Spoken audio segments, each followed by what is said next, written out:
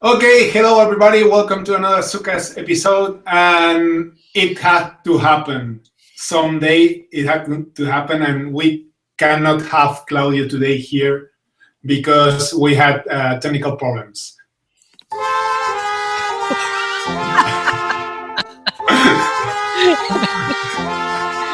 So what we're going to do is we were going to improvise some episode, and we had something like this. We knew that someday will happen, so we will reverse the roles today. And today will be Nims, the one taking over the show and asking the questions. So, Nim, how you doing? Yes, I'm fine. So how are you? Fine too. So you can introduce what we want to do today. Yes. Well, I was thinking about people knows Antonio from ZoukDevils. He's dancing Zouk, and I think it's nice for a lot of people to know more about this personal thing about Antonio, who he is, what he is, how he came into the Zouk, and what his future plans are. What am I? It's a person. I think so. Yes. Okay. Yes. So let's start first with how did you came into the Zouk? Oh, that was funny story, and we can have the half an hour of the episode just on that. But I will try to be brief. Mm-hmm. So I was playing American football before, like in national Spanish level. Actually, we were champions on the year 2000 of the Spanish National League. And then when I was like 27 years old, back in 2004, I felt like I was too old for the sport because all the injuries and all the pain that it inflicted on me. So I quit football, and I was looking for some sport to do, but not very actively. I was just chilling, doing some running on the beach, and trying to look for something to do. So there was this winter where I had a really bad breakup, romantic breakup. Ah, okay. And I went to for some days of holidays to Mallorca, to the island of Mallorca. Yeah. I went completely alone. But there I knew a girl that she tricked me a little bit because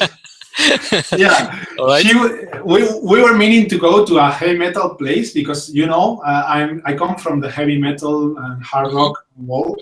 Like you could see before with my long hair and all my tattoos and everything. Yeah, I saw. Yeah. So we were meaning to go to a hard rock or a heavy metal place, but she told me like, oh, first we were gonna go to another place because I want to dance a little bit, blah blah blah blah. It's a Brazilian place, and I think, oh no, Brazilian, no, I hate these things. I don't like Brazilian music. I don't like Brazilian or Latin atmosphere. So please no. And she was like, oh, I want to dance. So we went because girls always win, Yeah. Okay. So when I entered the place, you know these Far West movies where the bad guy enters the saloon and then opens the door. Yeah, and everybody shut up and looks to the door. So I felt almost like that, because everybody was in yellow and green and so happy dancing, blah blah, and with the happy music. And I went all black with my leather wristband, with my chains, with my long hair. And I thought that everybody was thinking, what's this guy doing here, right? Yeah. Okay. But then I laid on a wall. Yeah. And there came a guy to ask the girl for a dance. And then the music started. It was French Zouk, very romantic. I never heard that music before. And I was thinking, oh, this music is nice because, I like heavy metal, but I like every kind of music, So I was thinking, oh, it's so nice, this music. I never heard before. And I was wondering about the music, and suddenly I saw the lady dancing with the guy, and they were doing this motion with the head movements and the cambres and everything, so with such flow that I spent the whole 5 minutes of the song like this. No. All right. So later she explained to me what was that, and she told me, in Barcelona you have the best teachers, Daniel and Leticia. And when I came back to Barcelona, I went to the school, and that's it. So it was like in 2004, and 2004 it was the almost Christmas of 2004. Yeah, then I started dancing in 2005. So in 2004 you met Zouk, and then in 2005 you okay, and so there was this girl. Yeah, but we were not romantically involved. It was just a friend. Okay. Yeah. So like you are a professional football player, and what are you doing like beside dancing, like the ZoukDevils stuff? What's the next thing you are doing? I do a lot of stuff. I would say a lot of shit. But okay, so first, my professional career, I'm a computer programmer, and I'm the CTO, like the technical leader of a company. I've been technical leader of companies from some years now. And that's my professional, that's where I earn my money. Yeah. Also, I have some side projects, like I'm building another project, computer project, and also some different projects, like I want to earn money with them, but some of them give me money, some of them they don't. Yeah. But also I have a special hobby that I don't indulge so much because I don't have so much time, but I like very much medieval fighting, like sword fighting. So I have this association, and we go to the forest with our armors and our swords to fight there and make war with each other. Yeah. But the association is called the Steel Brotherhood. Okay. And we are well. I'm a passive member. Like I'm not so active. Yeah. But the association is the most or the best known group of people in Spain doing that. So I'm also in high level nerd fighting. Yeah.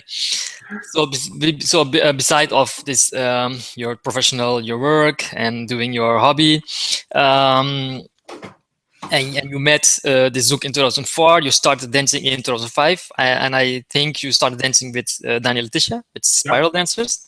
Yeah. How long did you dance there, and why did you quit? Okay, so I stayed with Spiral Dancers until 2011. It was 6 years, but 6 very intense years, because I was going to every class I could possibly go. And to every party, I was dancing from the start to the end of the party, like dance. It was every party was for me like a extra training that I could take.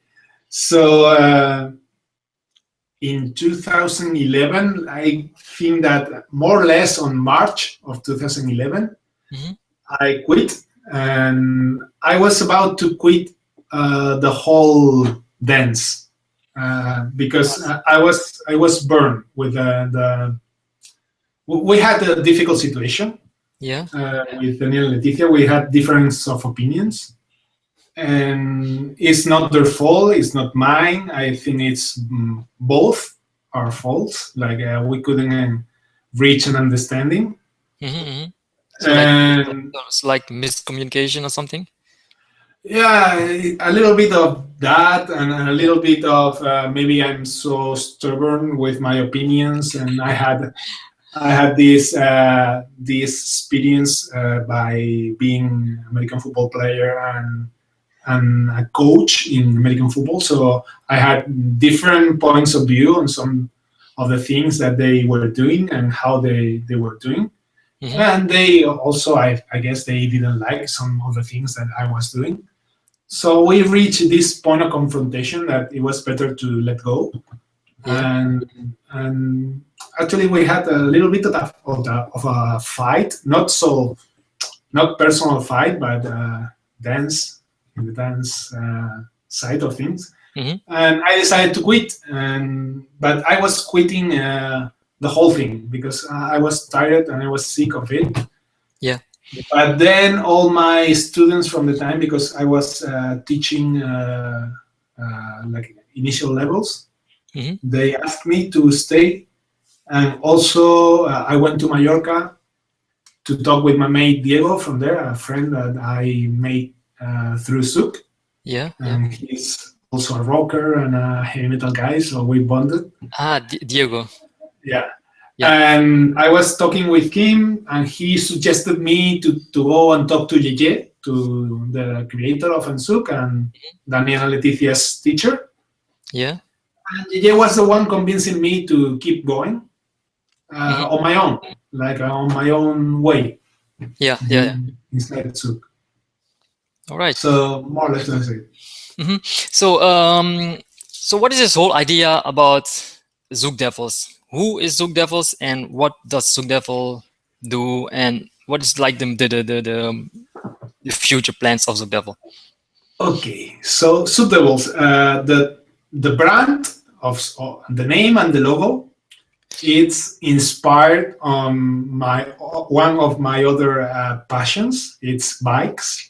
I have a big custom bike. On this logo, you look like Batman on his bike. Okay, if you look at the logo, you have it here. Yeah. It's like a devil on a bike with a ballerina in the white space. In the white, yeah. So the thing was inspired by the bike gangs, like motorcycle clubs that there are all over the world. That the Hell Angels, they are the most famous ones. And just by analog, ZoukDevils came from, like Hell Angels, ZoukDevils. It was easy to find the name. And then the concept was like, okay, I'm a guy that nobody would expect to dance, because not even my family. My family, it's a family of dancers. My sister, she's a flamenco teacher. All my cousins, they dance flamenco, but I always hated dancing. I was the American football guy, Yeah. Tough guy. So the concept was like, okay, different people can also dance, and even so different, like heavy metal biker guys can also dance Zouk. So I wanted to create something to showcase that philosophy, like dance should be an open thing that everybody could do, and everybody should be welcome into it. Independently of the looks or the origins or the affiliations, Yeah. So that was ZoukDevils was born right in that weekend that I talked with Yeye. Because the name ZoukDevils came to me before, but I never wanted to do anything serious with it. Yeah. And then on that weekend I talked with Diego, and we decided to found ZoukDevils. So the thing was my idea, but we both created it together. Yeah. So because your background in dancing is like from Zouk, are you continuing the same technique Zouk, like spiral dances, or is your technique, the teaching, different? There's a political issue with that. Because Zouk is the thing that JJ created. Yeah. And it first was called Lamba Zouk, but when the Lamba people started to call their own thing Lamba Zouk, they had to change the name because it was a different technique than Lamba Zouk. So the name Zouk came when I was still on Spiral Dancers.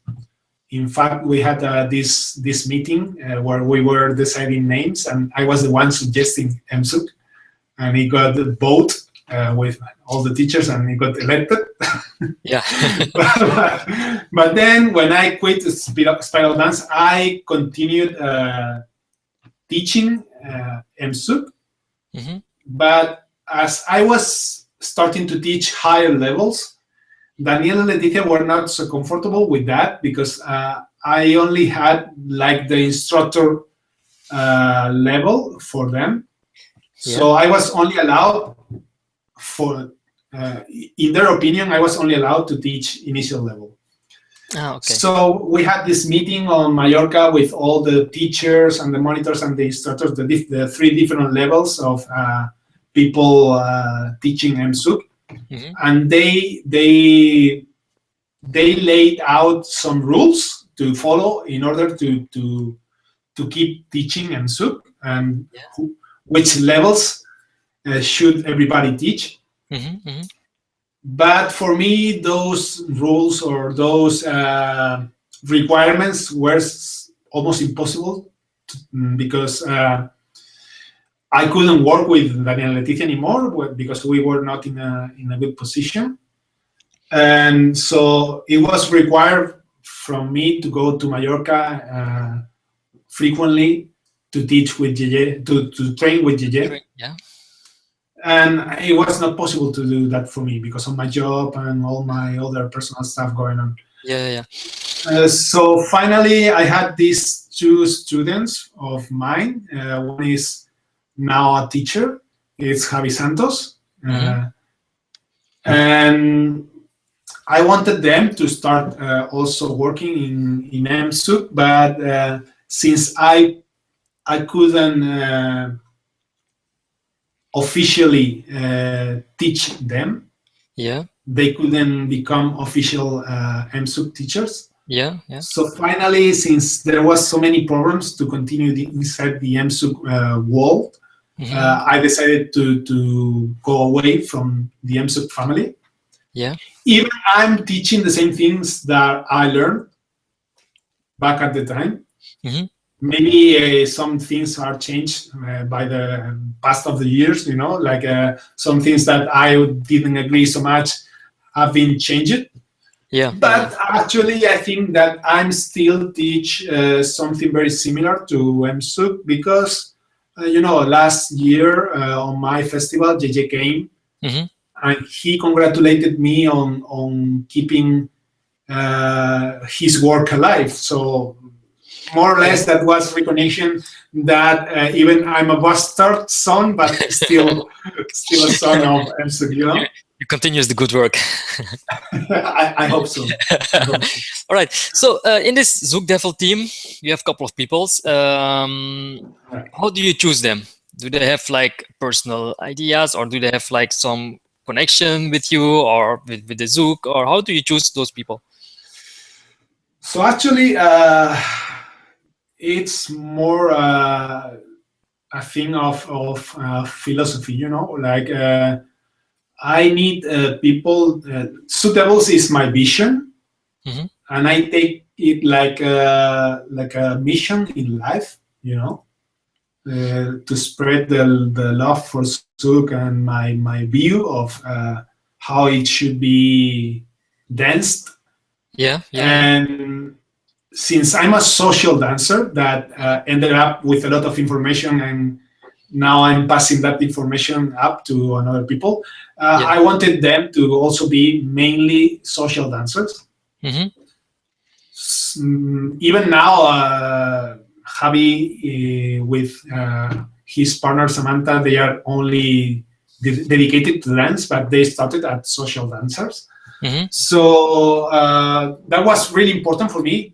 They are good and appropriate social dancers with empathy for the people. So so your main group, your focus is more on creating social dancers, good social dancers, instead of creating or trying to create professional Zouk dancers, right?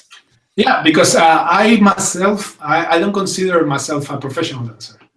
I'm a professional computer programmer. You know? But many people ask me, why don't you consider yourself professional? Because I'm not at the same level than Daniela and Leticia. They are true professionals. Or Cadu Larissa or Beon Lecky or Renata Pesaña, Adilio. These guys are in a league way over mine, you know? Yeah. But if we talk about social dancing, I think I'm a good social dancer. So I can teach something about that, about social dancing. But you want to be a professional dancer, it requires a lot more dedication that I can give you. And that's not my main goal. So, but Sam and Javi, they are doing this as profession. Yeah. So they are like professional dancers. And your main focus is still more on social dancing, creating social dancers. How do they fit in this whole picture? Well, they are also focused in creating social dancers. Even they are trying to be professionals themselves. They want to build good social dancers, their students.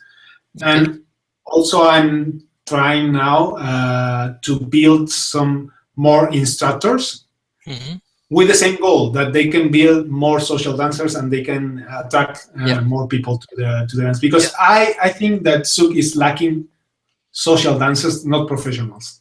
Yeah. So this idea about simplifying Zouk would also be handy for you. I don't know what to think about that, because in one side I recognize that simplifying the dance would attract more people. But on the other hand, I can see how that would make Zouk lose a little bit of its spirit, you know? So in my classes, I'm still very technical on the teaching. Even I'm trying to build all these social dancers. I want them to be really good technical social dancers. Because what I saw is like being with like Zouk Love, Zouk lovers here in Holland. When you teach them simple thing to dance, they learn those simple things, and they are like, from the beginning they are like put in a box. And the difference between people here in Holland and like in Spain, where they are learning a lot of techniques, they are more creative. Yeah. Simplifying Zouk is good to get people into the Zouk, but there's some dangers, I think, within this, to put those people in a boxes, and they are learning to dance in these boxes. And when they have to be creative, they lose their way. You know, I think that I'm the product of my teachers. I don't know if they would like me to say that, but I am. So Daniel and Leticia, for me, are one of the best couples in teaching in the Zouk world ever. Like they are really good technical people, and they know what they are doing, and they have a really great technique to work on. So that's why I end up teaching more technically, and I don't see any other way, because in my work, because I see how much potential that way of learning had in me, you know. Yeah, but it's true. I started with Zouk Love, this simple version of Zouk. I started with this, but after like a couple of years, it became boring because there was no challenging. So that's why I started also with MZouk, and I went to spiral dances with this training. Yeah. Actually, I remember that you were there when I was helping on the intensive course, and I was teaching you. Yeah. All right. So nice. So I have a really nice thing about that intensive course. You were there. Do you remember that I told you that when I went to my first Zouk party in Mallorca, there was this guy that came and took the lady to dance? Yeah. He was a really good dancer. So years after, I was teaching like a member of the Spiral Dancers in dance school on that intensive course that you attend. Yeah. And this guy was there attending the same course. Serious? Yeah. So he was. I knew him because it was the first guy that I saw dancing. You know? Yeah. So he came to me like, "Oh, Antonio, I like so much your style, so I want to learn to dance like you." I was like blown away, and I told him, you know what? You were the first guy I ever saw dancing Zouk. And he was like, really? I don't know if it was a good thing for him to know, but yeah. but it was, All right, cool. Yeah. Something else, like recently you started with this ZoukCast idea. When does it started, this idea, and how and why ZoukCast? So the idea came to me because I'm addicted to podcasts. Like for my professional life, I listen to a lot of podcasts, and especially there's this one where two guys talk about technological things, different things, all surrounding the tech world, And I thought like, something like that could be great for Zouk, like two guys talking about different aspects of Zouk, because there's so much information that people don't have, and so much history that people don't know. That I thought that it would be interesting to have a podcast about Zouk. But then you were living in my house for a while. Yes. And I thought, okay, maybe we can do the podcast with Nymph. But the idea was, since you were living with me, to do it just recording the video and then posting it on YouTube. But then you went to Russia and and came back to Netherlands, and so I thought, okay, that's not possible anymore. But then I remember that about Google Hangouts, that it has the possibility to broadcast live. So that's when I proposed to you to do this thing. Yes. And we started doing learning on the process. I think that the first episode we made was total crap. But we're improving little by little, Yes, I'm getting also more positive reaction of people like, hey, it's interesting, and they are starting to watch and listen. Yeah, it's getting better and better. Yeah. So that's the ZoukCast story. Besides of all this dancing, your work, all this stuff with ZoukCast, you have also your personal life with Alba. How does it happen? When did you met her? Alba, I met her dancing actually, and she was dancing lambada. And so she's a lambada dancer. She was. Yeah. It was sort of a West Side Story, that the two different groups and rival groups. Because here in Barcelona, I think that like in almost every place, there's the lambada group and the Brazilian Zouk group, and they don't mix so much up. And I was the guy going to every party with. I didn't care about the styles, and I didn't care about rivalries. I just wanted to dance and have fun. So I met Alba by going to a New Year's party of the Lambada people. And I was invited there by the actual boyfriend of Alba at the time. So yeah. I guess that for a few months this guy hated me, but now we're friends, and he has forgiven me for stealing the girlfriend. But anyway, they haven't been together for so long. So So how long are you together with Alba? From 2008. That's like almost 7 years.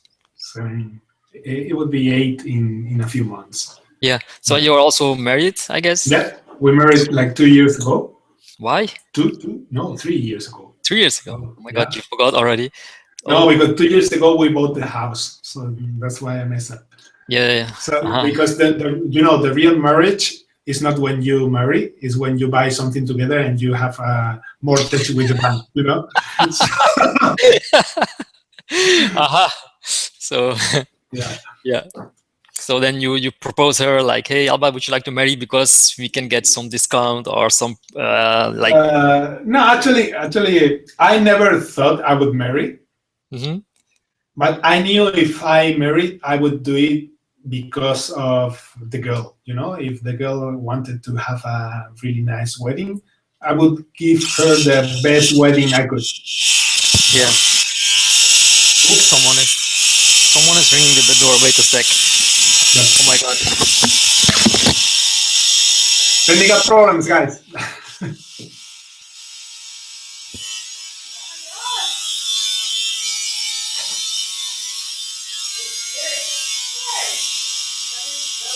Now we are listening to me fight with somebody.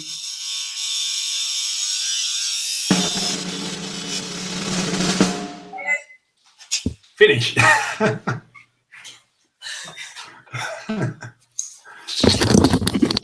Yeah, I think the doorbell is malfunction. Okay. Yeah. Really so yeah.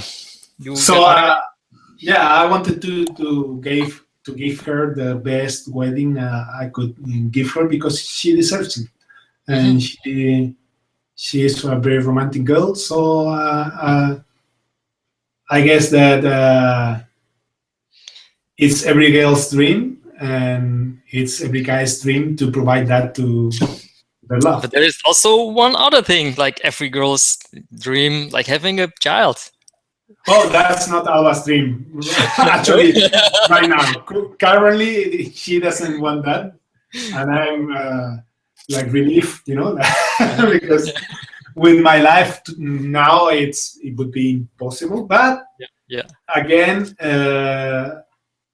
even I never wanted to have a child. If she asked for a child, I will have to give her a child because you can start with a cat and a dog and then see what happens. Yeah, I love cats, but I'm allergic. So, all right. Yeah. Yeah, I think I'm a bit out of my questions. I think people know enough about you. Okay, so we should do this thing also, but the other way. Next time. Oh my God. All right. Next time another guest has some problem, we have to improvise. It's your turn. Okay. All right. Okay. Yeah. It's your turn. Whoa. Okay, so thank you, Nim, for covering for today. Yeah, it was nice. And I hope that this episode has more than 10 views. Because maybe I think there are a lot of people interested in your Antonio, the Zouk Devil, like this weird guy with the chain dancing around. Yeah. Okay, so that's almost all about me. Nice. Yeah, I think I have to quit also because I will head up direction Berlin soon. Yeah. So nice. Have a nice trip. Thank you. And say hi to everybody there for me. Yeah, I will see them Saturday during my DJing set and Friday maybe during the workshop. I will send them the hi. Okay, so that's all for today. Really? Yes. But next week we will have Claudio again. We will try.